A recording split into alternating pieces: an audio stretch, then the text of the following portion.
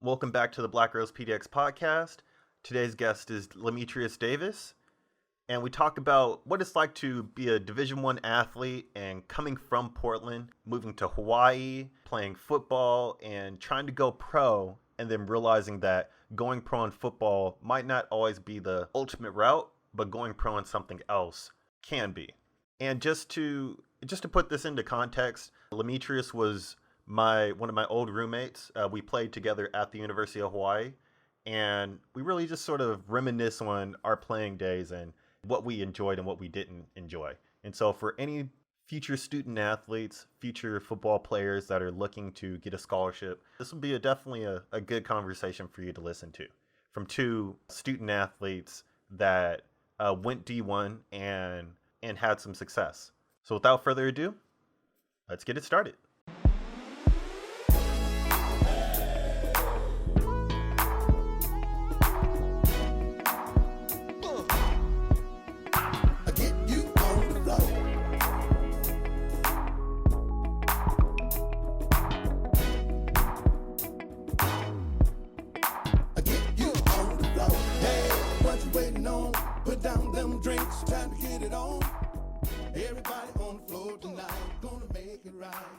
And so yeah, like how's everything been? Like how are you enjoying fatherhood? Man, it's fatherhood with it's the main thing with fatherhood is just having the next adult be ideal in terms of because we're all different, we're different individuals with different ways of upbringings and environments and all that, so that all plays a part, plays a part more than you may realize. And then it's like once you get into like for me, I work in the education field, so I'm always hit with all these different types of trainings and stuff like that, where we talk about for instance, right now we're talking about epigenetics, and then it kind of like it rings a bell within at home because for me, and then thinking about my daughter, and then how her mom has one side of her family from LA, another side of her family is from Illinois. It's just like, man, it's like I could only imagine, so it's like it's trying to focus on like just the present and being with her. But she's smart. She's looking at me dead in my face, right? Like she like when she wants to learn words, she'll watch her mouth. Like like a hawk. Like if you're saying words and she like wants to learn like what that word is, she'll watch just your mouth move. but I mean, she picks up on things pretty well, though. Honestly, she's pretty smart. So Has it? I'm lucky. She's healthy, no issues. So me and the mom, we're all on the same page right now. So I mean, we're doing what we got to do as far as in making sure she's healthy and getting the right care she needs. Yeah, it's tough. I was working with a teacher who just had a kid, and it's her first kid, and then out of nowhere, freaking, this all stuff comes around. So she's locked in a house, quarantined Right. with what, like a 2 month old, baby, Right. and it's like I could only imagine Right. what those first baby jitters are like now. Right. Yeah. Yeah. Like, because she was lucky. She got a chance to get out. Like she's a summer baby, really, because she was like, her birthday's May 31st, but she didn't get a chance to get outside until like when it's really like hot. So Okay. Okay. So she got the yeah, she's good. right. She's been around, but she don't like that cold. Oh man. Yeah, And her skin used to that cold. oh Yeah. yeah. So like how has it sort of like changed your day-to-day stuff? Because I know you used to, you were like coaching and you were like bouncing around and Man, doing all that I stuff. stopped coaching. I had to stop coaching, bro. Like that was one thing that it was one of the things that I didn't want to have to stop, but I just think honestly, just always being around structure from talking about football, Yeah. because that's honestly like that's been my main. I can say that's been my main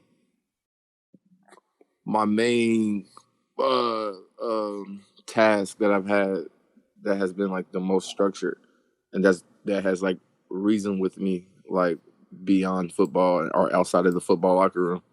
It's just that structure part.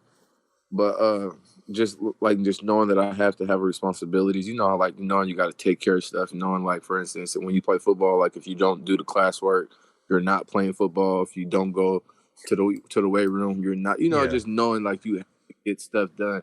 So like I looked at it in that aspect, like she's my responsibility. So I had to take a step back and like kind of like just give it like take a couple steps back and just look at my day-to-day activities and just had to, you know, put them in order of responsibility and need and want. And it was more so I wanted to coach. It wasn't more so that I needed to coach, but Yeah. Just having to take care of my responsibility. I know to take care of her, I gotta keep my job. So I had to put you gotta put things in order. So that's all it was. It wasn't nothing like that. Honestly, it wasn't something I had to think hard about. It was just something that just came to me. Yeah, I mean it's I think it's kind of that natural progression of it, especially with that relationship with the sport, because Right. how long did you play? Shoot, for like honestly, I don't know. For football, for me, for sports, since I was like maybe like 8 years old, sports like all the way through until like a couple years past college. Yeah. But like football specifically, 8th grade, junior, senior year, then post high school. Yeah, because So it wasn't a long extended period. Yeah, yeah, talk about it. because for people that don't know, we played at the University of Hawaii, and so you came Right. in. I think my when did you get to Hawaii? You were there. I got there that what January, because I was an early Oh transfer. yeah. So you got there after my Like I think. first semester. I think. Yeah, Yeah. exactly. After my first semester, you got there, and so you got there before I had. Yeah, you got there before I had my first surgery. No, I got there after that surgery. Was it? Yeah, because I remember when I had got back, you were doing all the work with your hip mobility stuff and because that's how we started. That's how we start hooking up. Because when I got there, you were doing some stuff. I'm like, bro, you were doing stuff that my mentor was doing. Okay. Like I was like, oh, okay, I need to hook up with this guy, like, because you was doing more stability stuff, Yeah. stability core stuff. That's when I met you. Okay. And I remember you had dreads. Yeah. And you and you was. I remember exactly where I met you at. Actually, you remember where that? You remember where we had that little small area next to the offices at? You were right there on that Smith machine using that Bosu ball. Oh yeah. And you were like on your knees, and you're like, I was like, what is this dude doing? That's Steve. That's Steve. Yeah. He be doing different stuff, and I was like, yeah, but that's the stuff we got to be doing, like that core stability, like that's the stuff to make you a better athlete. Yeah, they were not feeling me. They did not like me doing that. Like it.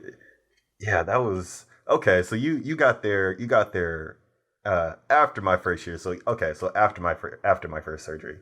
Okay. Yeah. Cause yeah, that was rough. And so you went to you went to Butte, and then Yeah, I went to yeah. And so you're like originally from Portland though. Yep, born and Yep. raised. And so what high school you go to?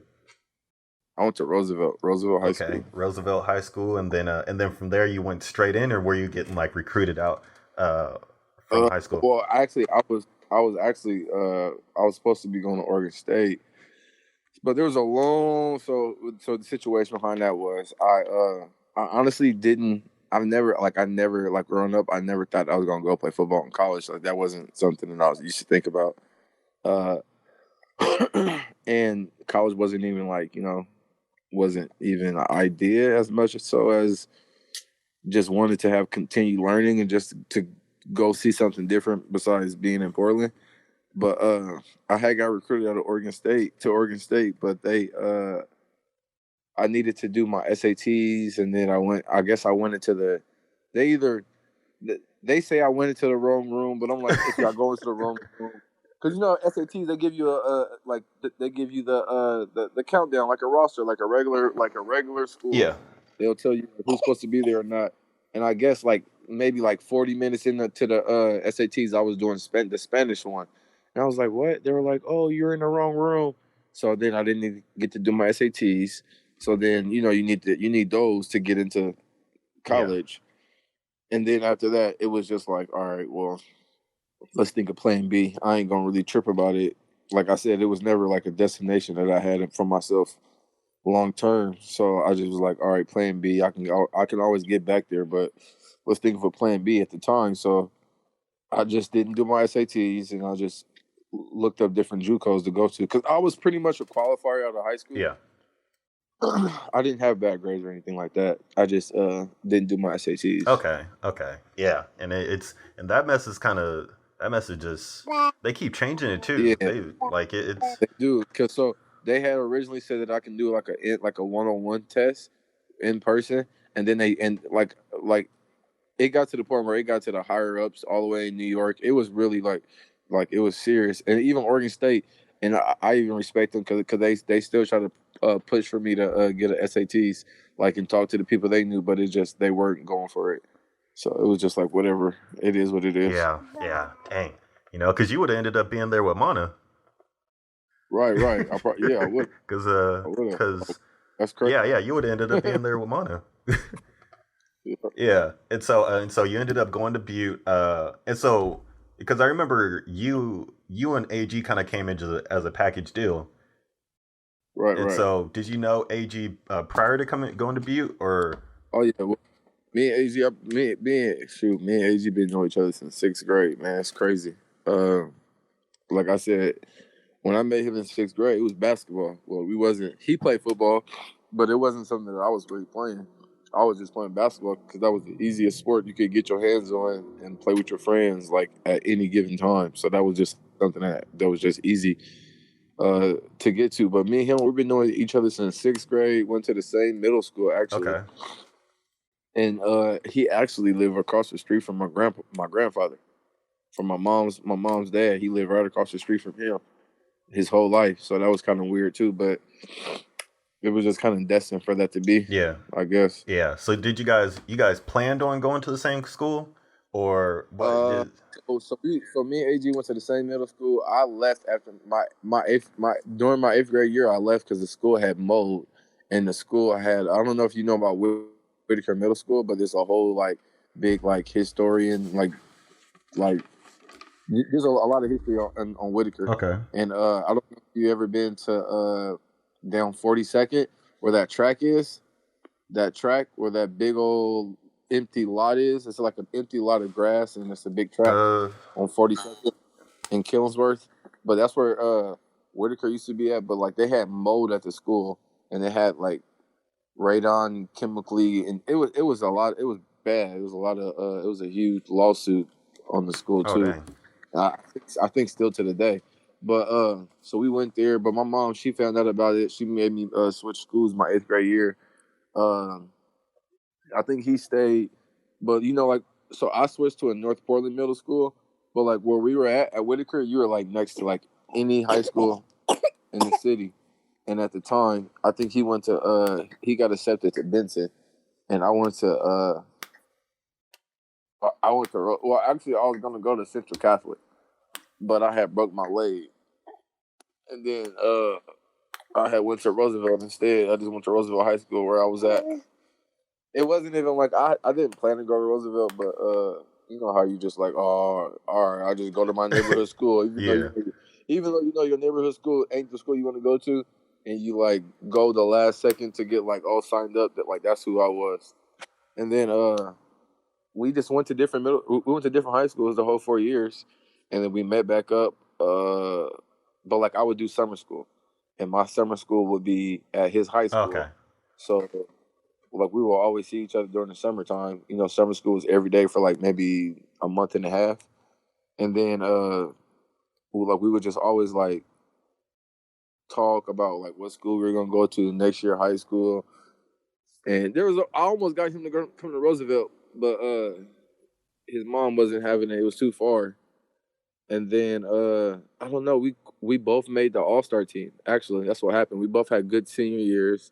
We both made the All-Star team, the Oregon All-Star game, and then but we're like the only black guys on the team, of course. No, real talk though. Yeah, And because I and, used to come up to me. It was like me, a few people with my dad, and then like a whole bunch of guys from like L.A. We all used to come up to Oregon State for that, like, the youth camp that they have every summer.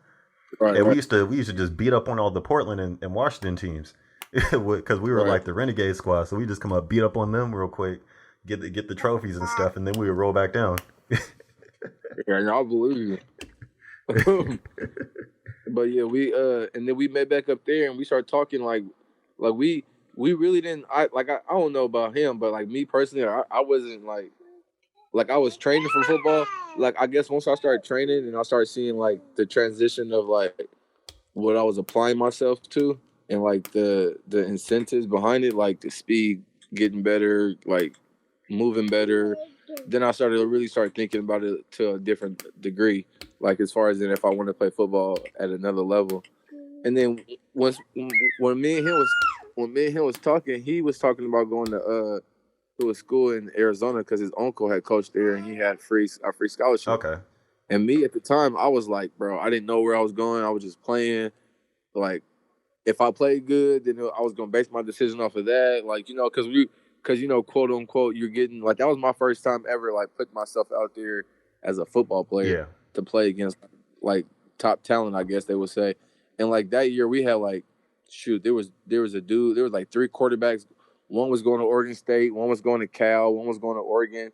And me playing DB, I'm like, well, shoot, if I can get in here to practice and I'm, what I'm saying, I'm balling out against these dudes, then that obviously that switches your mindset. So that's how it was for me, honestly. I never really, like I said, thought about going to the next level until I I got around top tier talent, so to say, within the state around coaches, and then they were like, oh, you should think about playing at the next level, or you just how it is, Yeah. bro. Like I don't know. Yeah. That was me. At least. Like I said, I didn't think about doing it, and then from there, I just started looking into different colleges. Okay. So Okay. I started looking into schools that bet.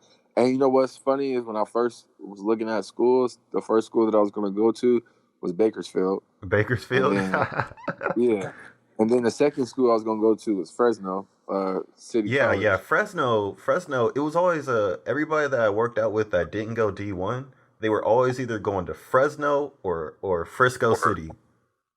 Right. That's what I heard. That's what I was like.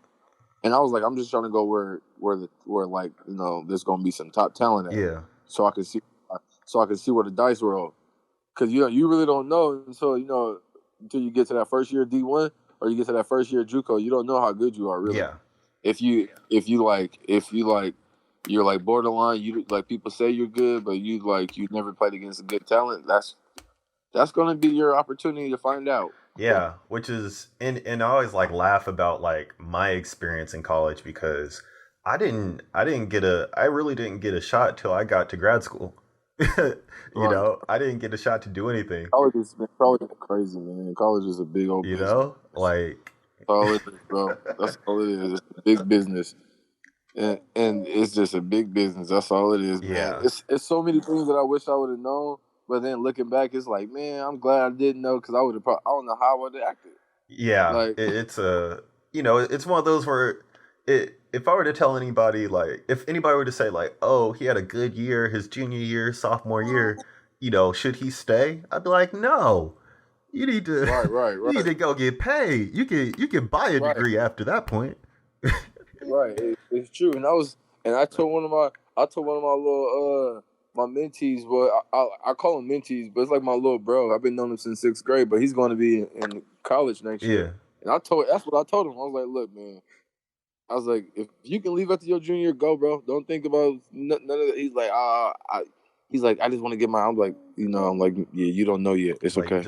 You just don't understand. Like, right. I was like, you don't know yet. But every time I talk to somebody, bro, I always reference you, man. I always reference you, really, though. I'll be like, man, once you get into college, bro, you're gonna know what major you want. Like, you're gonna know exactly what you want to major. Yeah. Like you don't want to wait because I'm like, what they'll do is they're just buying you time, which is really is making you pay more money, Yep. essentially, which then slowing down your opportunity to use them for free education. Because if you know what you want to measure in, then like you can get 2 majors in 4 years. Yeah, yeah. Or That's you could graduate. because You could graduate with 2 years of eligibility, and go to another school for grad exactly, school. You exactly. know? So it's like, it's you just got to know how to play the game because it's a Yeah, game, and if you don't know how to play it or where you're going, then it's gonna play you. yeah. And it's crazy because like for me, I honestly didn't know what like I was trying to do, and I really didn't figure it out till later. But I knew that like I didn't want to get caught up in sort of that that cycle of like guys coming in, they force you to be like a social major or do Hawaiian studies, and then three like 2 4 years down the line, you gotta, in order for you to make some money with a degree, you gotta go to grad school. All right. Like it was, and a lot of it was just me really just googling stuff. Like, you know That's true. and so like what was it, because I know like two things, like when you first came in, you were like the buffest person, like you were like the buffest person on the team, and so, and Bro, so so let me tell you about that, bro. When I graduated from high school, bro, I was like 138 soaking wet, no dang, lie. And then, bro, when I went to cause like my biggest thing was always, from everybody, even my senior year, oh, he's small, he's skinny, but I was always putting up the numbers though. Like I was still like do what I gotta do on the field, but they would always be like, oh, he's just very small, he's undersized, but I would still be like, the same height, but just the skinny wise. So when I went to JUCO, I was like, my whole focus is get bigger. Like that's all I thought about. I was like, get bigger. And then my first year, I gray shirted my first year, okay, and it was a like I could have played, but it was more so one of those why not start and just play on the team, and or you can just sit back and get bigger and then still not take as many classes, and it just was like kind of a logistics thing at that point. But bro, when I came into Hawaii, bro, yeah, I know. I had been lifting, bro. It took me a while to break that 170. It took me a long time, bro. I was just eat, bro. I'm telling you, all I was doing was eating and lifting. That's it. I didn't do nothing else. Eat, lift, go to class, eat, lift, go to class. And then I always used to lift with everybody bigger than me. So when I went there, I was like the youngest dude there, because at JUCO, like you'll go JUCO, people think like, oh yeah, you got a whole bunch of 18-year-olds. Nah. yeah, There was dudes in my class that was like 60. There was dudes on our team that was like 25 freshmen. yeah, There was like literally like, so like when I got there, there's like they had a full so when I had got there, I had chose to play DB. I was playing running back. They thought I was coming in for running back, but I was like, I didn't want to play running back because of my okay, size. So I'm like, I I didn't want to have to like gain more weight. I'm like, I want to gain a couple of pounds. I can just play DB. I don't have to like kill myself. You know what I mean? It's like trying to get bigger. But when I had got to Butte, there was like 4 dudes that had started in front of me, and they all were like 23-year-olds. So I just learned from them. So like I said, I used to always work out with bigger dudes. Like I used to work out with linemen. I used to work out with linebackers, like on our team in my JUCO, like just so I can get bigger, just so I can get that mentality. Uh, and then when I came to Hawaii, I was already, like I was like 195, 190 when I came to Hawaii. yeah. You were yoked out. We were like, what? We was Yeah. like, what? Well, first thing we were just like, man. Well, me and Lewis were like, dang, this is Miano's guy right here. This is what he was looking for. we're just like, Hey, and I was guy for 1 year, bro. And then I found out, and then I seen the patterns, and I was like, oh, all right. I was like, oh, okay, I see what we doing now. yeah, You know what I'm talking about. You know exactly what I'm talking about. We ain't gotta get into it, but you know exactly what I'm talking about. I was like, oh, okay. Every Sunday, go play video games. with the with the offspring. Uh, Oh, that's what I got. I'm like, nah. yeah, And then the moment it turned into not doing that, it turned into something else as far as a relationship. And you know what's funny is me, because you know when we all came in together. Me, Tank, and Rodney, but we all were like we all talked about that like a lot. Like after that little time frame, because you know like it's like a honeymoon with coaches. yeah, yeah. And it's weird because I got caught up in the whole like June Jones and Greg McMackin thing, and so I didn't like Miano didn't recruit me. So the reason Right. I stayed and I didn't go to SMU was because McMackin stayed, and so I was kind of just like left with him by default. Right. And so it just it just my experience uh my experience there was not the most ideal. I wouldn't say it was not the healthiest one. And then I got injured. I got injured twice. And so then it just made things even worse for me. Yeah. Yeah. Miano, he was yeah. Miano was different, but he was coming from a place of I guess I would say, well, I guess they all came from. Well, I guess that makes sense because they all come from a place of being privileged, and then you know you got little black kids, and you putting that type of energy off on them. It's kind of like, you know, I guess unwavering. I would say that I did not fit the stereotypical football player that he was looking for. Hey, I 100%, I 100% agree with you. Look, I 100% agree with you. But and that's why I always mess with you though. Cause I'm like, bro, this dude Steve, like if you look at Steve outside of football, you wouldn't even think Steve played football. But when he get on the field, he's like, oh, he's a football player. I'm like, bro, but you're unique, bro. You're already unique, bro. Even when you was playing football, you was unique, bro. Yeah. And like even when you didn't get in, or like when we was at practice, for instance, you know how it makes me. I'm like, used to like always do like first group, second group, third group, Yeah. and then but he used to mess up the route. He used to mess up the reps though.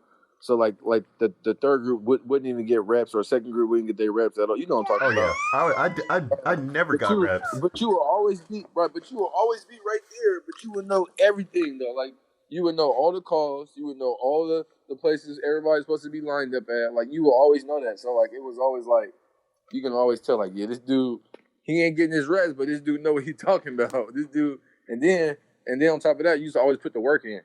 Like you used to always put the extra work in. Like so, like that was just something that I was used to at that time. So like I just kind of knew already, like you know, that my energy and your energy would link up together because that's what I was doing when I was back home, was just working. Yeah. And and honestly, you was the only person that would really work. Like as far as as a DB, I'm not saying nobody didn't work, but I'm like you would put that extra work in. Yeah, like I think because what was the group? Like sometimes we would get AG out there, but it was you, me, Chizzy, and yeah, it was just you, me, and Chizzy. And then like sometimes like whenever my dad would come out, then he would right, but because when your dad used to be there, it would be me, you, and Chizzy, and like we used to be putting in a whole bunch of footwork. Yeah, man, and that ladder though, that 20-yard ladder. That ladder was so long, bro. That was the longest ladder in my life I ever seen. Yeah, but it'll get you right. Good work over there. That little soccer. Oh field. Yeah. Oh my gosh. You know, until they lock the gator, they try to do some slick stuff, and we just hop the fence. Yeah. And so what, like how was the transition for you when you got to like Hawaii? Because I know that like, you know, football always has its sort of like mandates where it kind of controls your life. And then you have this whole thing of like, okay, well, you know, I'm here, might as well get my degree. You know, like how is it sort of balancing that when you had all those sort of those expectations that weren't necessarily in your favor? Right. And you know what's crazy is I used to always, you know, they used to have that little page on. You remember back in the day, they used to have that JC Gridiron page. They used to have the Hawaii page. I used to like even before I got there, I was like, man, Hawaii fans is crazy. Man. Like these dudes is like ride or die. No, yeah, they're like Raider fans. That's how No, but for real though, by the way they be like commenting, I'm like, man, these dudes is like talking like they part of the football team. Like, geez, bro. No, but honestly, like I said, like from JUCO, like it was just more like independent studying. Like I had to do things on my own, pay my own rent. I had to get my own way to. I had to like find my own way to school, find my own way to practice if there wasn't no school. And like our school was in a different city than where I lived at. So like with JUCO, it was just like everything was like independent, bro. You didn't want to like if you didn't want to be successful, you wouldn't be successful. Like if you didn't want to like put that work in, like to because like for instance, like going to class, like you may have a 9:30 class, Yeah. right? But that bus that gets you on time to class will leave from your city at like 7:30. dang. So it's like if you're on that bus, then you wasn't getting on the next bus until like 10:30, 11 o'clock, which means you were missing like 2 or 3 classes. So it's like it was just like you had to put in the work, like JUCO, you had to put in the work. And then when I got to Hawaii, it was more. It wasn't as much as me like independent. It was like, all right, now you can go there and get like your school advisor. You can go talk to the Nagatani, talk to Trina, talk to Courtney, talk to Garrett. You know what I'm saying? You could talk to these people for school. Like at JUCO, it wasn't like that. Like you had to just like you had to put your own time in. You maybe talk to like an adult who was like a cool adult who would help you and give you some advice. Like even with the coaches, like they had jobs too because it was only it's JUCO, so they had their own Yeah. jobs. So they like some only like 1 or 2 coaches were actually like working at the school, but then the other coaches they had to go, you know what I'm saying, like get a job. So like they wasn't at the school checking up on you. Weights weren't mandatory like during the school day. Like for instance, like at Hawaii, you had to hit weights before you had to go to class, or you hit weights after class. But like at JUCO, none of that was like it was like you hit weights when you got to hit weights. If you don't hit weights, then hey, that's on you. We can tell you you lose your spot. You ain't strong enough, or you lose. You know what I'm saying? Like it was like that. It was like everybody. It was like literally uh like we were all like competing with one another, but at the same time, we were all like in it at the same time. If that makes Yeah. sense, like we were all in the struggle at the same time, but we all was still competing with each other.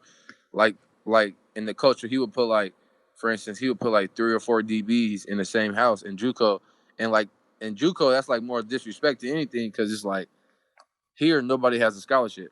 So it's like even though like you may be in Hawaii, I may be around like 4 or 5 other DBs, but we're all on scholarship, or if not on scholarship, we're on partial. Like it's something where like we're getting in here for free, and JUCO is like you put people who don't got scholarships around each other, like it kind of turned into like everything's competition, bro. Like it was kind of like it was only so many DBs that I got that vibe with that we didn't have to compete, but we still like were very like competitive in a friendly way, but it wasn't like in like a self-hate type way. Yeah. Cause that's what essentially it turned into. Cause we all look like one another. We're all coming from the same type of environments, but just different cities. And there's only so many scholarships to go around. Or for instance, there's only so many positions you can start Yeah. at. Like especially playing corner, there's only 2 corner spots. So it's like, all right, you got 8 dudes in here that can all play, but only 2 of them can start. So I mean, like, what do you think is gonna happen? Like, it'll weave itself out. But like at Hawaii, it was just like everything was like, all right, even though there's 8 of us in here, we're on scholarship, so it wasn't that much of a like, all right, like even though we're not starting, we can put our time and our energy into something else. Or even like with Hawaii, you just have more opportunities to do things in general. Yeah. Like that's how I look Yeah. at it. Because like when you had so there's like a like Hawaii, there's like a favorite type of system there, but it ain't nothing compared to JUCO favorite system. Like because JUCO favorite system, that's a whole different type of level of favorite. Like really though, oh, really though. Because they fighting for their jobs. I mean everybody is, but not. I mean JUCO, you fighting for your jobs literally like semester by semester. But I don't know. Like I said, Hawaii was just more structured. It was more help. It wasn't as independent as JUCO. Like JUCO was more like you have to get up, do the work yourself. If you don't want to get there, you won't get there. Like Hawaii, like for instance, like I would like, you know, like I can walk to school, you know, or I can walk to practice. Like in Hawaii, like that was a luxury there. Which at the same time, you know, going Division 1, you have that luxury. But you know, for JUCO, it wasn't like that. You couldn't walk. Yeah. So Get up 2 hours earlier, and you got to pack your bag for the whole day because you're not coming back home until you're not coming back home until at least 7:30. Like that's the type of like system we had at JUCO. yeah. So like with people that are coming up, would you would you would you advise people to go the JUCO route if they could, or would you advise them to like prioritize getting a going D1 before they go JUCO? I mean, D1 is the goal, but I mean, if people really like, you gotta have. I mean, it just depends on what people are looking for, right? Because I mean, in actuality, it's like it doesn't matter if you go D1, D2, D3. Yeah. If you're going there to do what you're supposed to do, which is get your education, right? Because that's what really matters is getting that paper. Even though it's only paper, that's what really matters and sets you aside from everybody else. Yeah. Is actually attaining your degree. If that's what you're going for, it don't matter if it's D1, D2, or D3. And if you do want to play in the NFL, it don't matter if it's D1, D2, or D3 either, because they pick up people from all different leagues. If you have to go JUCO, if that's the only thing you have to do, I wouldn't feel like, you know, like I wouldn't feel like I'm gonna go to JUCO and just like tear JUCO up, because it's gonna be a struggle. But at the same time, I wouldn't be afraid of it. I mean, if I can do it, anybody can do it. And I'm not saying that like if I can do it, like I'm nothing. But I'm just saying, like, I didn't have any past experience. I just went in there kind of like a brand new a brand new art canvas, and pretty much they just made the art with me as I went. Yeah. But like it's kind of like, you know, like I didn't know anything going into the situation. Like I didn't know anything at all, and like technology wasn't as big as it is right now. So even though it was still big, it wasn't as big as it is now. So now, like, you know, you have questions, or you can always look up things, get information, research the best possible decision, best possible scenario for you, you know. But like I said, D3, D2, ain't nothing wrong with going that direction. At the end of the day, get picked up all the time. People get picked up all the time, and people get free schooling all the time in those levels. I mean, at the end of the day, all you gotta do is run a 4.3.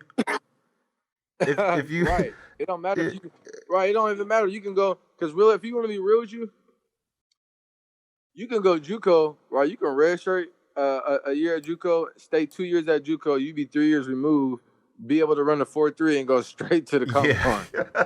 But like, hey man, because you be like, hey man, this is the area that I'm at. There's so many different ways to get to the league. It's crazy, but people only know one way because that's the way they advertise. But it's like you can go 3 years removed, and just finish JUCO, not even want to go to a D1, right?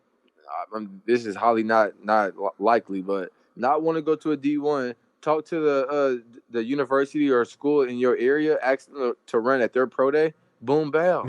Like literally, like if you can be creative with this, bro. There's the only thing you have to be is, I think you got to be 3 years removed. You have to be 21. Wait, no, you don't have to be 21. You just have to be 3 years removed. Yeah. Yep. Right. That's all it is. So, but people don't understand that. Like, people just like, they don't understand, like, it's a system, bro. Just like everything else is. And if you just follow the system the way the system is supposed to be followed, then you're going to get what the system always has done. Some people will get in, or small amounts will get in. A lot of people won't get in. Because it's like, you know what I'm saying? You got to be creative. You got to be creative. Like, and your body's not going to be banged up. Yo. Yeah, your body's not going to be banged up, you know? Oh, yeah, yeah. Because I always think about my cousin. So my cousin, Julius Thomas, he played at Portland State. He played basketball there. And he played football after his eligibility ended at basketball. And he played 1 year, you know. He's, like 6'5", played tight end. I mean, fresh, and he gets drafted. And then he has a freaking a great career in the NFL. You know, just off of a 1 year plan. You know, so you just the there's no blueprint, but there's definitely opportunities that you do that are alternatives. You know. Right. But this is about it's just about what you know, Yeah. though. You know what I'm Yeah. saying? You don't know about it, and you only know one way to get there. Then that's the only way you're gonna try to get there. Yeah. It's you know it's interesting. It's interesting. You know, and so when you finished up, like once you got done with college, you know, what was sort of like that transition for you trying to like go pro and then you know trying to figure life out after that. Well, I mean, really, honestly, so like, all right, so what was it? My senior year, there's a lot of like just like kind of like life stuff that happened, and then on top of that, me and Miano's relationship kind of had fell apart then at that part, which you can kind of tell in the play. Well, you couldn't tell in my play like I was, but you can tell in the time that just how like how things are operated, like operations around the team. Yeah. But then I had a blood clot, so like medically they didn't even allow me to play football honestly until what it was like what 2000 and two 2000 in September 2012. They didn't they wouldn't medically clear me to play Oh football, and I damn. had asked a whole bunch of doctors. But like I was trying to get medically cleared by like a couple doctors. There was like the Falcons was trying to get me to come to their camp, and that was during a lockout year. For my senior, what are you eating on? Oh, she's over here. Look, I'm looking. What you eating on? Sorry, no, but that was lockout year for me. So like, we couldn't talk to a lot of people for a certain amount of time. But if you had connections, you had connections. But like the Falcons was trying to get me in, the Bengals was trying to both get me in, but to their camp, because if you wasn't drafted, you had to know somebody that knew somebody that can get you into the Yeah. camp. And and they both was trying to get me in, but I didn't have a medical clearance from the doctor, and I was in Hawaii for because I was supposed to be leaving Hawaii in like May. I stayed in Hawaii honestly until because I stayed Yeah. with you. Yeah. I stayed Yeah. until like You stay with me. I stayed until like August. Yeah, I stayed until like August, but I stayed there that long because they wouldn't clear me to get on the plane. So that's why I had to stay Oh there. dang. So there's always different reactions you can have. There's a reaction you can have for negative or positive, and the way I chose to react on it is like it is what it is. Oh, I'm talking too much. That's what you said. She just gave a big yawn like I'm tired of hearing this. Okay, I see how it is. No, but you can always have two reactions. You can react negatively or you can react in a different way than negative. So I just chose to like it is what it is. I like in the moment I couldn't do anything about it. So I was just wanted to take care of what I needed to take care of in that moment when I was finished school because I had been hospitalized, so I wasn't able to finish school. Which was good because I was able to finish school in the summer and then get my degree in the summer. Uh, but with football, like the main thing for me was just getting cleared by the doctor. Yeah. Like they wouldn't let me work out, like because they was like you might have internal bleeding if you like bump something, like you don't know, and like the way they was talking about it, it was serious. So I had to just let nature take its course, take their blood thinner medicine for like a year, and then to the point where my eye, because I literally had to go like every Friday. I had to go like to get my blood level checked, Mm. because my IR level it had to be like at it had to be between like I think like a 2.5 and a 3.0, and for a lot of the time I was above 3.0, so like they weren't like the reason why I stayed in Hawaii as long as I did because they wouldn't let me get on the plane. Okay. And then the doctors wouldn't let me work out. They wouldn't let me play. So I had to like let like maybe 6 or 7 months go by before after I was taking the medicine before I can start running again and stuff like that. But after that, I had played for the BC Lions up in Canada, I had came up there, and I was there for 2 years with them, but that was never like. Are you trying to talk to me? You want to talk? You trying to talk to me? Talk to me. What you talking about? Okay. You done now, but you go. But like I said, like my goal was never to go play like Canadian football. And you know me, like I was a really stubborn, stuck up person in terms of not in a bad way, but in terms of like if there's a goal that I want to accomplish, I'm going to accomplish it. So it was like, and it wasn't in terms of like I'm too good or nothing like that. It was just that like I had like if my mindset was made up on something, that's what I wanted to accomplish. That's what I wanted to do, and uh,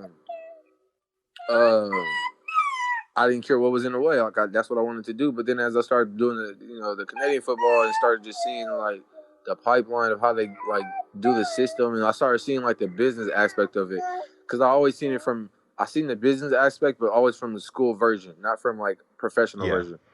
So when I started seeing the professional version of it, it was like kind of like, man, this is a big like you got all these great athletes in one big like bowl. And what you're doing is pretty much just using them for their desires and their dreams to get as much as you can out of them. And I'm like, I'm not that person. Like, I'm not going to go play arena football because I've never even heard of arena football. And that's nothing against people who play arena football. Yeah, I mean, RIP arena football because... Yeah, that's just not something that I ever knew about. I'm not going to be real. I'm going to be real with you. That's not something like the biggest thing I knew about arena football is that Kurt Warner played there. And that was because he was like this guy that played from there to there, and now he's in the NFL and super. That was because of that. That was it. Nothing other than that. Like I said, but there's some real athletes out there in arena football. I ain't gonna lie, but it wasn't for me. It's not for me though.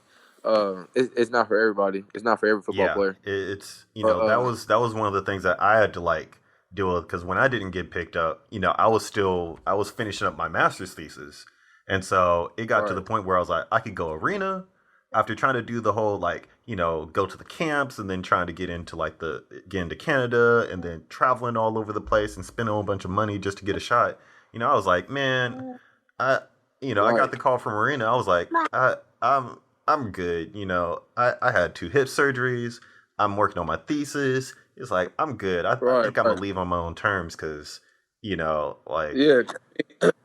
it's better to live on your own terms than to be mandated to leave because of physical injuries. Because that's what happens usually. Like I always look at it from the bright side. Like, bro, even though I didn't get to even though like the lockout happened, I didn't get to actually like play as much as I wanted to play, as long as I wanted to play. Yeah. I'm like, well, still, at least I'm I can walk away from the game with mentally, physically, and emotionally stable. Because a lot of people don't, and like I know a lot of people don't. Yeah. and it's hard, to see that too, just to see the people that like where they were and then where they're at now just because of the game. But it's like it's all choices that we make as individuals. So that's just what we got to do sometimes. But like I said, it was just like from an aspect of business. It was like you said, like I got to spend this money to go show you that those are my dreams and my desires is to play. It was just like it wasn't worth it. And at the end of the day, it was like I still got so much more to me because that summer when we were staying together, like I actually got an opportunity just to like focus on just school. Yeah. And then when I focused on just school, it was like I got A's. I'm like, what? Like I don't, and it wasn't that I was surprised. It was more. It's just that I've never been able to solely focus on school. I've always had sports. That's always been the reason why I've done school, is because I wanted to play sports. Obviously, like, but now it was just like, all right, I get to solely focus on school. No sports are included. I don't got no practice tomorrow. I don't got no meetings. I can just focus on school. I got great grades. And then from there, I was like, I want to, even after I did not make the decision not to continue to play football, and that was a decision that I made on my own, not someone made for me. I was like, all right, well, I can always fall back on my education because, first of all, I got a degree for one, and then for two, I still wanted to. There was still more about me that I wanted to learn. So it was perfect. Yeah. It worked out. It worked out in my favor. For most folks, it don't work out like that, and I'm lucky because, like I said, most folks they got to deal with, and just like I know, they got to deal with just the fact of missing the game, not like just like the ego thing. It's a lot of factors, man. So it's like just to walk away and not to feel like I regret stop playing the game. It feels really good, Yeah, yeah. I mean that is exactly like that's part of it was like how I was feeling because when I finished, I was like, I'm gonna make a promise to myself that I'm not stepping foot in the gym for at least a year. Like Right. I just need to sort of like focus on other things and really just kind of just leave that behind. And then if I come back to Because it, we were machines, bro. like if I come back, We were machines, man. well, because think about it, like think about how many hours we would spend on the field just working out, like not including practice, not including all the other stuff, but just working out, like just working on technique, working on all those things, like all those hours that we would spend, like just fine tuning our craft, just for the hope of using it, you know, like it's because for me it was like I spent all that time, and I didn't get to play until because I went through what 4 years at Hawaii, and then I didn't play at Hawaii, but I was still working out and preparing. I didn't get my shot till I got to Oregon State, and so that was Right. four But you years. know what? But you know what's funny though is like you probably don't even know. You probably because like you made everybody else work harder though. To be real with you, Oh yeah, because I was hurting people. even though you didn't get to play, you made like it wasn't a point where like because I remember that one year when I first got there. That first year, we had a lot of DBs, Yeah, like a lot of good DBs. Like we had a lot of black DBs that year. Like that first year, there was a lot of black yeah, DBs, and I was like, but like everybody, like you will always work hard, bro. You made everybody used to work hard, bro. Like everybody used to work hard, literally. That was a good group, honestly. yeah. We had like But we didn't. 19. Well, we started with like 19 guys. That Yeah, was we had a lot, madness. bro. Yeah, we had a lot, bro. Like, but like I said, if it wasn't for you, just always pushing the knob and like always putting in work, I don't think a lot of people would have been putting in work. Like, just to be real Oh with you, yeah, because just remember, because just think about how always like how Jeremy used to always like reference you. Like, I always see Steve and think about how hard Jeremy worked though. yeah. Like he works super hard, but he's always reference you. Like, oh yeah, I always just see Steve putting it in, and you just, you know what I'm saying. So it's like. It just made everybody else work harder, Yeah, honestly. and ultimately, it kind of worked out because, my last game was at the Hawaii Bowl, and we were at Oregon Right, right. State, and Full circle. freaking ended up seeing Miano there and everything. It all came full circle. It Right, just kind of just steadying that path, but. right. So after you finished, and like you got back to, did you just like come back to Portland? Well, no, I went back to Hawaii first, and then I was doing, I was kind of doing what I'm doing right now in Hawaii, and I had to just take a stop, and it's like, I might as well do what I'm doing now within my own city limits because, not to say that Hawaii doesn't need it because they definitely need it, but it was just like, I'd rather help people that look like me, that like I can relate a little bit more to, and at the same time, or still like from the same neighborhood that I'm from. Yeah. So that's when I came back and I started working. I started because at first I was just doing like sports programs. I had made this program called Playmaker Athletics. Okay. So it was like we were just doing like athletic training, like agility, speed, quickness training, and we were just doing because kids, like they all play sports, so that's how I got a chance to relate to them. And I never used me playing football as a way to relate to them, just using the fact that I understand or have experience in it. But that's what they like to do. They like to play sports, be active. So I just use that as a way to get in, and then I use that for like mentoring programs. I started a youth basketball team here, organization by North Stars. We had like three, four teams, different ages. Shoot, actually, the first group that we had, they just graduated from high school last Okay. year. The second, they're graduating from high school this year. So, like, like all the kids, they're like all in high school now, but we still have like, younger teams and stuff within. I was doing mentoring with, I was just doing a lot of mentoring stuff for a lot of inner city programs, honestly. Like just connecting with people who, had the same objective and intention that I had. And then that eventually just led me to working in the schools, honestly. Okay. So it was kind of tracing back the steps that like you were used to being a part of, and then Right. Just looking for what I didn't have when I was a younger kid. yeah, Because I came from a single parent household, me, my mom, and my sister, but I never had like a father figure. I never had like someone to come back to like say like, oh, there's different ways to go about things. Not just using or understanding that using sport not as your way to get there, but just as a vehicle only. Like you still have like you still have a trunk. You can still put things in the trunk. You can still put things in the back seat. You can still put things in the passenger seat. Like using your sport as a vehicle to get to school, but not actually like saying that's the only reason why I'm here. and that's one thing that I found myself having to deal with both at like Hawaii and Oregon State, where I found myself having to prove that I wasn't just here just because I play sports, you know, you know, and then once people start to like treat you like you are only here to play sports, then you start to internalize that, and it's like, dang, and I found it part of it is like kind of like a little bit of like imposter syndrome, where I had a master's and I'm out in the real world, trying to get like a dishwashing job, just because I just need a job and I don't know, I can't, it's hard to get hired someplace else, and so not really seeing like where that worth is outside of the field. Yeah, no, I hear you 100% because it's like when you play sports, it's like people only see you as that, and even like now to this day, like that's why I don't want to talk about me playing sports is because then they'll only like think that you can only do things within that field. I'm like, nah, like yeah, I play sports, but like I had to go to school. Yeah.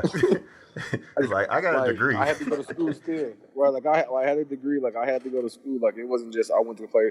Like I don't know how, because I guess people think that how people think like when you play sports you get like everything handed to you, which in a way I'm not gonna lie things are a little easier, but at the same time it's like things are still harder because it's like you still got to go to practice, you still got to go to the games, but you still got to do your work. It's still. like like, everybody that we went to school with at Hawaii, like you could probably name like one or two people that was waking up at 5 o'clock in the morning every day. Right. Like it's like they say it's harder, but like y'all ain't trying to do this to get to this point. And and that's not even that. It's like we going to like it was like really like a 5:30. It's like a 5:30 to like 9 o'clock, 9:30, 10 o'clock schedule every day, 6 days a week. Yes. Like and oh, remember when we went on that 2-week trip? Oh my god! And then everybody that felt like 3 weeks. It was 3 weeks because we left on like a we was like, bro, we just want to go back to Hawaii. Bro, we tired of being in the hotel. Look and everybody's grades dropped. Everybody's grades dropped, bro. That was bro. We was like 3 weeks. It was only one study hall person too. 3 weeks. It was living. We was living that them 3 weeks, but bro. You know what's so funny? It's not funny though. Is I got dropped out of a class because of that. Are you serious? So. No lie. That was I remember it was a class that I needed for my major too, by the way. So they dropped me out of that class because they said that I was gone for so long, and so they blamed our team being gone for 3 weeks, even though it was like, bro, like what do you want to miss? Like, it's not me. Like, this is what I'm a part of. He literally dropped me from out that class. I had to take that class in the Oh summer. dang. Like not, it was bad. Yeah. But like eventually, the reason why he dropped me is because he thought that I was cheating, right? Because he thought that I cheated because I had a B on my first class on my first exam, but we was in school. And then when we missed 3 weeks, I came back. I had an F. He thought that I was cheating on the first exam. He made me retake it in the summer, and then I got a B plus. And I was like, yeah, you thought I was I didn't want to throw it in his face, but I had to. I was like, yeah, you thought I was cheating. I was like, it was just that I was. I was like, no, it wasn't my fault. It was just that I was on the road for 3 weeks. Yeah. That was it. I was like, look, I got a B plus. Like, this is better than what I would have got if I was probably, you know what I'm saying, like in football and taking the class anyway. So it worked out for, you know what I'm saying, the better. Like it and like something similar but happened it's to just crazy me. though. It's crazy though, 'cause it's like you get dropped from a class for like For that's for weird. doing something that's keeping you in school. Like, Right, you that's know, weird. I was like it's something similar happened to me because I was taking this philosophy class, and you know how I am with math, where like math is yeah, like easy to me. So like this was like calculus for dummies. It was like a philosophy class, and so I took it, and I was with my ex then, and we took the class together. And so the reason I wanted to take it with her because this was during the time where we were traveling.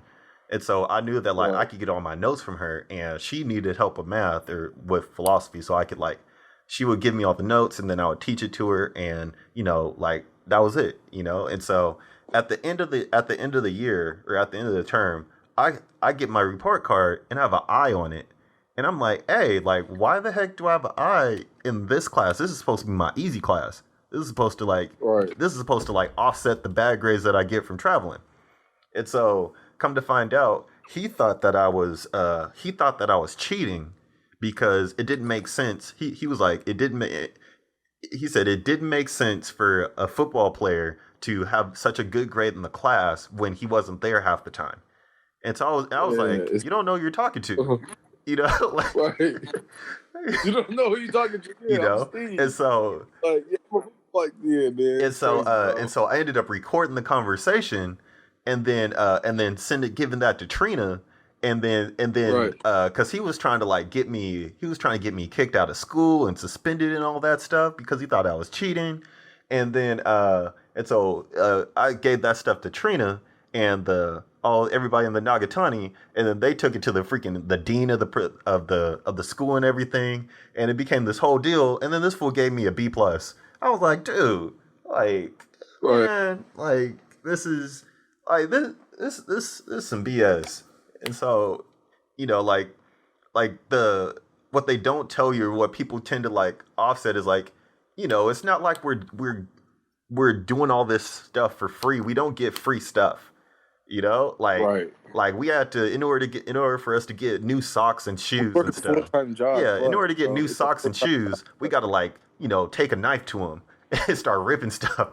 Bro, we had to. Bro, remember we had to be. Remember that not that first year I was there, but I think it was the following year.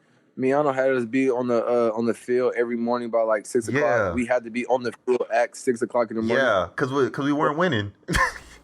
Yeah, bro. It was like at 6. I'm like, bro, because you're not winning, like, bro, like it was, and it wasn't like it was because of us. It was like, but like, bro, that's hard. Like, and then we had meetings until like what 8 Yeah, o'clock, like and then you had dinner, or you'll have study hall after meetings. Like, it was like so much, bro. yeah, It was really a like lot. I Understand? remember after study, because we would have study all from 9 to 11. Was it like 9 to 11 Right. or something like that? So we wouldn't get out. We wouldn't. It was after dinner. Yeah, and then after that, we got to be back on the field at what 5:30, 6 o'clock. I'm like, Right.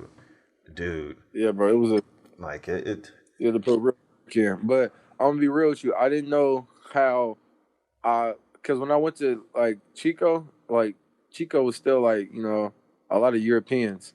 I didn't know how racist Portland was until I went. Oh, I wouldn't say racist, I mean, there's but there's some stuff but going. Portland is super racist. Portland's super racist, but I didn't know how white Portland was until I got to Hawaii. Really? Oh, when we Yeah, looked at you guys, because Hawaii, when we, because Hawaii was so like I don't know how to explain it. They had a lot of everything Well, there, I remember but when you said, but they didn't have a lot of I white remember folks. when you They didn't have a said, lot of white like, folks. I'm from Portland, and we looked at you crazy, like, there's black people in Portland? Right. Everybody does that, but like it's weird because like it's like you only know your environment, and like in my environment, it's like that I was living in, like it wasn't a lot of white folks, so it's like, but like if you go to those same neighborhoods that I used to live in, now it is because of gentrification, but like back then. It's like you didn't see that a lot. Like when I went to Hawaii, bro, I didn't see any white folks really, like at all. And I used to be like, why are y'all picking on? I was like, why y'all picking on Spencer? But I didn't know that like then. Spencer. Oh, man. Yeah. All right, but I was just like I didn't know that. I was like, yeah, like Portland. I was like, man, Hawaii's different. Like I didn't know how different Hawaii was. Yeah, it's but yeah, how is it like now that like you've been out and then you're back and you're like kind of doing all the things that you're doing, like how is it now? Like how do you see sort of like Portland uh how do you see like Portland 2020 versus like you growing when you were growing up here? Oh man, what can I say? Um, I guess for sure you can say, man, that's a feel. That's a lot. I can say a lot to that, but I would say mostly like the neighborhoods, man. It's just the neighborhoods, honestly. The neighborhoods are just like more like not neighborhoodish as much as it used to Yeah. be. Doesn't have as many like people of color in the neighborhoods as it used to be. Like for instance, like Alberta, like now that's ridiculous in terms of like where it used to be to where it's at right now. It doesn't even like resemble at all anything of what it used to be. It's like as far as in neighborhoods, but at the same time, you can also see like, I mean, if you do your history, because like I had to do my history on Portland, like, and this is like I didn't learn about this stuff until I was like after 25 years Yeah. old. Uh, just like this city was built off of a racist mentality. The county, the state. So there is no surprise. The only surprise that I have is that I had been so, I guess it had been so invisible to me that I didn't notice it. Like I said, until I went to Hawaii and just like being around other people of color and just noticing how we don't have a lot of people of color in Yeah. Portland. Or just notice, or just thinking to myself, like when I was a kid, how, for instance, we never went downtown, like ever. Like why that was, I don't know. We just had to, like, we just stayed within the realms of our 4 or 5 blocks. Uh, so it was just like, I don't know, it's just always weird. Hmm. But I could say the main thing now is like I guess they're more open about the the discrepancy between individuals and races and ethnic backgrounds. Uh, I guess they like to call themselves a liberal city, a liberal state, or Yeah. whatever. I guess Yeah, I don't I know what that guess. means. I don't know what Yeah, that it's kind means, of a but I buzzword, guess. like it's it means something, but like what is that real definition? Nobody knows Right, because you'll get right, like exactly. 20 different It's things like from 20 different people. okay, but that's not what I see. But all right, but I don't know. It's just I just feel like what I do notice is that like there's a lot of people who are like still trying to like make a like for instance, everyone has been like moved out towards like Rockwood and Gresham Yeah. area, Mm-hmm. like when I grew up, nobody was in Rockwood and Gresham. We didn't even know about Rockwood. We knew about like for real. We knew about Gresham a little bit, but not as much so as Yeah. Rockwood. Uh, People were in the neighborhoods in Northeast Portland. MLK used to be a lot of like black folks, and I'm not saying that like there needs to be designated areas for black folks. I'm not saying that, but there's designated areas for white folks. So, uh, I don't know how far I would go with that part, but Portland is just different. You know, like I said, they're trying to be. I feel like black people are trying to be more inclusive, or excuse me, white folks want to be more inclusive with black folks now. But then at the same time, white folks still or they have fears of being around black folks. So it's kind of weird. Yeah. It's like you want to be inclusive. You want to be inclusive, but you still have your fears and you still act as if you're fearful, but you want to be inclusive and you want to be invited to all the things. So it's like, I don't know, not like invited to all the things, but like you want to like not have it to be like just a black neighborhood or just like predominantly a black area. You want it to like be inclusive with different races. But like I said, even when they're being inclusive and even when people are having property here that you didn't used to have property in neighborhoods, they're not treating the people that are from that neighborhood like their family. Yeah. You know what I'm saying? And at the same time, it's like they don't know, but at the same time, it's like, do you not know or have you not tried to know? Because you know there's a Yeah. Where difference. they bought the You have to, house because the prices were cheap and not because of the people that yeah, lived but there. you didn't buy that exactly. But then you don't want to. But then you're in the neighborhood now, but you don't want to be involved in the Yeah. neighborhood. So that's weird. You know what I'm saying? Yeah. So that's where I feel like a lot of Portlanders are at right now, business wise and home wise, and you know they're just they're still building stuff. Um, uh, Prices have went up on property, but you know wages have not gone up yet. So you know there's so much to Portland that is so like confusing. Yeah. So you know, I don't know, It's but you know, we got to make the most of what we can do. But at the same time, it's like that's been my biggest thing. Not even for me, it's just like how does cost of living go up, but you don't, but the wages don't but go yeah, up. how but people ain't making no money. Right? You want people, and it's like I was like, all right, you want people to pay for it, so it's like this: wages don't go up, people got to work an extra job, and then that means that people got to have their kids if they have kids in childcare. So that means the extra job they work, all that is going towards childcare. It's like it's a big game, and I'm like, man, Yeah, it's it's sad. it's cool. But okay, to like kind of wrap it up. What do you have anything? Do you have anything kind of going now? I know that like everybody's kind of quarantined and stuff, but aside from like the quarantine stuff, are there any sort of like things that you're working on right now? Man, right now I'm working on being a great dad, great father right now. Yep. Other than like that's my main focus, really, honestly. And then you know I work at a I work at a public charter school, but um it's called Kairos Oh, okay. PDX. Okay. It's a Yeah. Yeah, so it's a really good school. Hopefully, whenever we're back, you know, in the classrooms, whenever that may be, sooner, hopefully, than later. You can come by. It's really good, man. It's really creative, man. It's like an Afrocentric type of, or well, not Afro, because some people, you know, Black centric, African American centric, Afrocentric, whatever fits your need to be fulfilled. Uh, that's the school that we're at. So it's like they learn about like not just like for instance about Black History during February, but they learn about Black History all throughout the Okay. year. It's a year round school. It's a hands on learning school.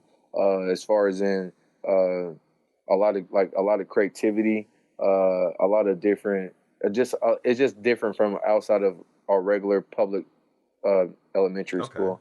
Like for instance, they just did one of one of my coworkers there. His name is Spencer.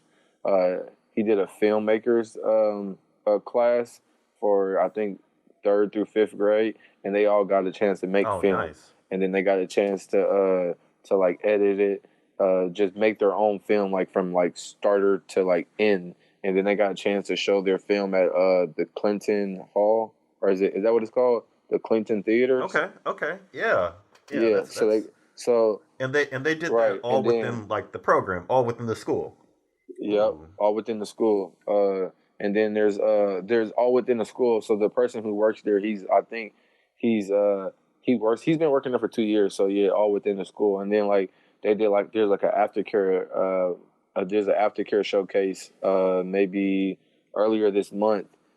We had at the Children's Museum where we got a chance to go in there and just show off the art of the kids from the school and just got a chance to just be inside the Children's Museum and just learn about other science stuff. What is it? STEM and Yeah. STEAM. Is that what? Yeah. So they do all that at the school too. So like, we do a lot of like, math, reading, the required education, but also we do like gardening, just like therapeutic different ways to just like go about challenging behaviors. Like we're not really big on like suspending kids or kicking them out of school. We're just big on like, like we have a room where I work at, where it's a therapeutic room, where it's like we're therapeutic intervention coaches. And what we do is we teach kids about how to reflect on their behavior, and instead of them like being sent home, or like that having to be like another stress factor for the parents, we'll bring them to the room. We'll sit them down. We'll talk to them. We'll be very collaborative with them of like how we can go about handling the situation better next time. Not so treating them like adults, but giving them adult-like strategies and tools for them to have, not just only for the school and not for later in life, but just for like everyday things. Because kids, they're a lot smarter than what they used to be, and they're a lot of they're way more advanced than they used to be. Conversations, everything. So it's good not to give them everything at once, but to still give them the tools that they may need later on in life. So that's what we're really big on. And the founders of the school, they're all four women of color. Okay.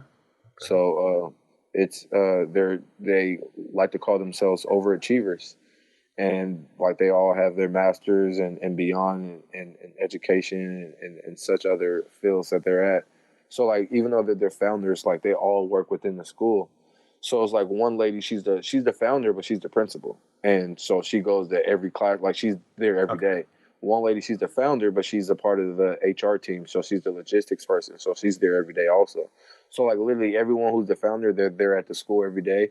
So they're not just like the founders and they're just off doing what they do. They're just like, no, we're putting in the work too.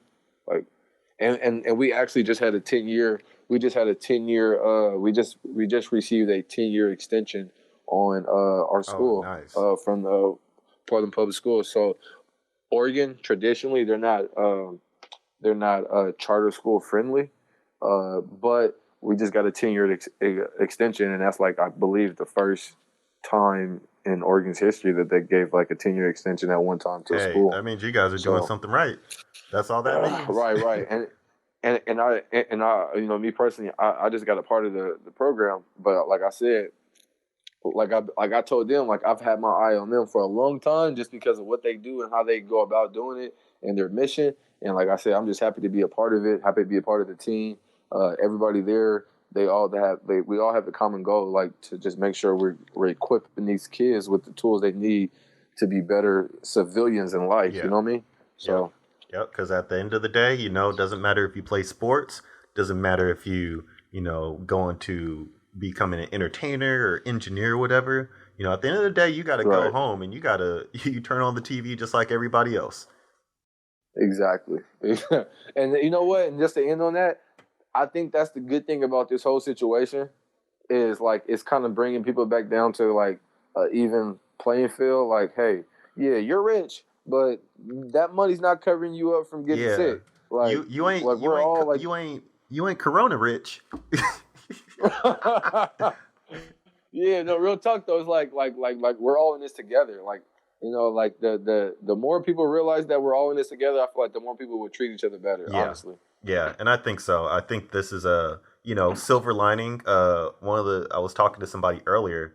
This is forcing people to sort of be around like come back to like the basics of like a basic family dynamic. Just spending time with your kids, spending time with your loved ones. One, because you quarantine and you can't go nowhere. But two, you have the time to invest in yourself, really. Pick up a book, play a video game that you haven't played, or just take a break. Right. That fast life, because that's that life that we live. We live like I was telling someone, like everything we live is like one click away, literally. So it's like it's like it's good to just not be able to use that one click and just actually like get to the basis of you and like understand you better as a person.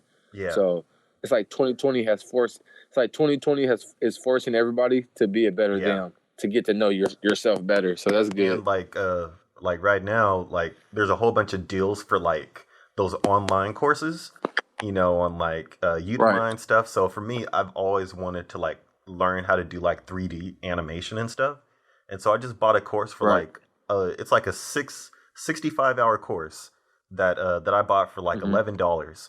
And Right, every day I'm gonna spend like an hour and a half, and I'm gonna just do like an online class and just take it and right, just right, kind of add the tools to my tool belt because I just have the time to do it now. And so, right, right. I think Right. that like sort of that football like mentality that like we're both used to, kind of finding ways to, inject it into the other things that we're doing to kind of add to that skill level, become a better person. Like that, like it's a Right. perfect time to do that now. Right. I hear that 100%. I agree with Yep. you. Yep. And so with that, we'll just call it a wrap. I appreciate the time. It's always good to catch Definitely. up with you. I'll send over. Yeah, always good to catch up with you. And I'll send over those contacts, bro. Those other two Okay, yeah, individuals.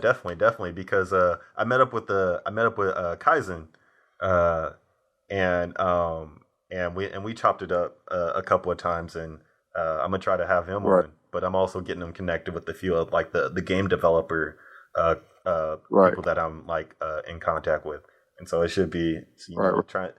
Yeah, he good people. Yeah, he good people, bro. Cause I work with his Yeah. brother, but his good people too though. Yep. Fillmore with the creative Yep. designer. Yeah, yeah. So he good people, man. He good Oh people. yeah, So so it's so yeah, hey, things are coming together, like especially in Portland. Like Portland is starting to have a pretty good resurgence of like black creativity, black community, all that stuff. And mhm. so I 100% agree. I you know, 100% agree so with yeah, you. keep pushing, I'll keep pushing and we'll kind of leave it at that. Yes, sir, man. I'll talk to you later, man. I appreciate you having me on. To all your people that's listening to you, they need to know that you're a genius. You're a genius for sure. For sure. I'm not lying. I've been saying that you've been a genius since you was like 20 years old, bro. Like, no lie. I've been saying this to you since you was like, and every time I introduce you, I'll be like, bro, Steve is a genius, bro. Steve has like, you can talk to Steve about anything, and he knows what he's talking about, bro. So I just want to just say, bro, just continue to keep doing what you're doing, bro. It's an honor watching you, and I know you're gonna do what you got to do and do it the right way. So keep doing your Yep, thing, I bro. appreciate it. I appreciate it.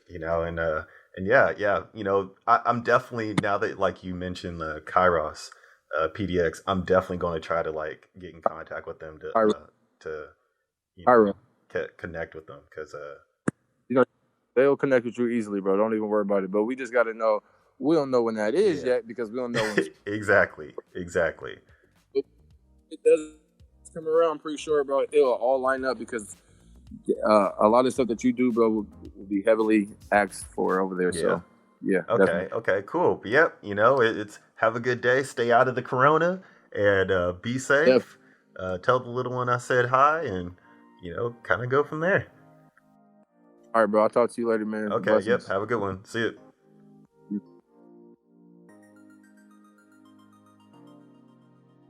Again, I want to give another shout out to the Soul District Business Association and Flossin Media for helping me put this on. I'm your host, Stephen Christian. I mixed and mastered this podcast. I also did all the interviews. And if you see any of the stuff on YouTube, I put all that stuff together as well. With all the social distancing things right now, I'm producing this right out of my home studio. So if you have a chance, make sure to follow us on Twitter, Instagram, Medium at PDX Black Rose, which is PDX BLACKROSE. And if you're on Patreon, hit us up on there. We would love your support. If you don't do anything else, definitely rate and review us on your favorite podcast platform. Apple Podcasts, Spotify, Google Podcasts, Stitcher. And on top of that, be sure to share this with your friends. The purpose of this podcast is to highlight the movers and shakers in Portland that are doing things in the Black community. And by supporting this podcast, you're supporting the community as a whole. So with that being said, thank you for your time, and I'll catch you on the flip side.